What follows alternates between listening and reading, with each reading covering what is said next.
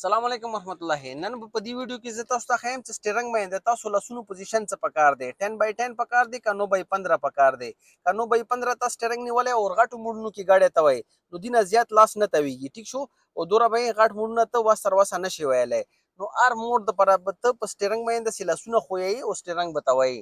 کچېره شارپ ټرن دی لکه یو ټرن دی هغه کې ته gaړې ته وای نو به ته سیزر میتھډ ته د جنه نشي اپلای کوي سیزر میتھډ دي ته چې د لاسونو په لاسونو باندې راشي نو ته بیا لازم لاسونه خویې په سټیرنګ باندې دې سره د ټرن ته صحیح طریقې سره کوي نشي او د ګاډي ور کې بیا د سیدګي ټیک شولو اور کچېره تا سټیرنګ ویل په 10x10 پوزیشن باندې نیولای دی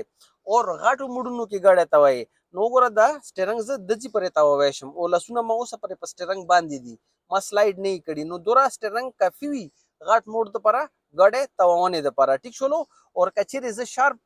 موډونو کې ګاډي تاوم ټیک شولو لکه یو ټرن شو نو زه ایزلی سیزر میتھډ اپلای کولای شم دسه ټیک شولو او زه ګاډي سړک سره تاولای شم اور کچېره ز په ګاډي باندې صحیح کنټرول غواړم ار نمونه موډ کې ګاډي تاول غواړم نو زم سپکار دی چې 10x10 پوزیشن باندې سړی ګاډي ونیسي پوش سټیرنګ ونیسي او هغه د باد ډرایو وکي تاسو ویډیوز د پر ډرایو لوجي سبسکرایب کوم نه آباد